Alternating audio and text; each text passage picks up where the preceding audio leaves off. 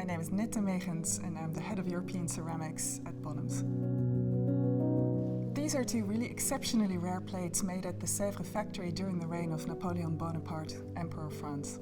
And these plates are very rare in the canon of Sèvres porcelain produced under Napoleon because they depict the emperor or have a very close relationship to the emperor.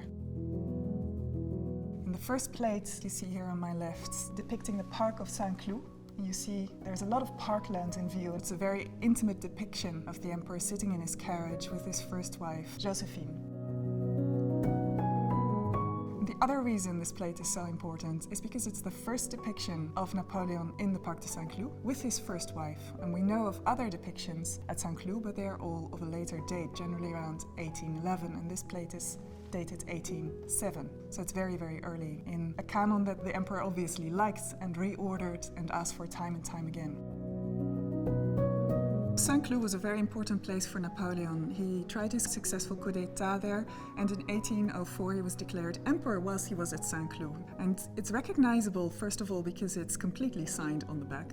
But second of all, if you look closely at the plate, in between the trees, you see the top of a fountain coming up. And that's a clear sign that we're talking about Saint-Cloud Palace. And the perspective is so interesting. You see spectators, much like a modern royal parade, lining the enfilade of the emperor and his consort, really looking at them and engaging with them. There's a mother showing her child, look who are in the carriage, it's the emperor. There's a real excitement in that depiction. It's a very intimate scene, and it's one that really could have only been done by a superb painter and somebody who really understood the power of perspective, and that was Jean-François Robert.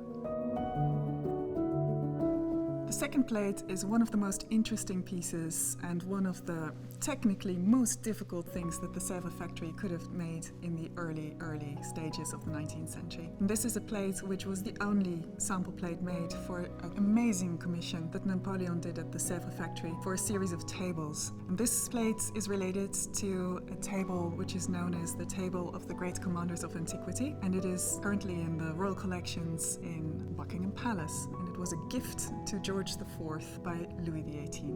And George IV had the most amazing collection of 18th century Sèvres, but it's known that he really valued this table so highly that he wanted to be depicted in every official portrait with that table. So this plate is in a sense a continuation or a beginning of that story and that appreciation for the craftsmanship of the Sèvres factory, which went way beyond Napoleon's reign.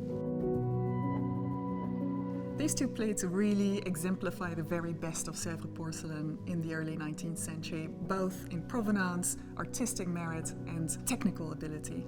And we're immensely proud they're coming up for sale in our auction on the 6th of July, 500 Years of European Ceramics.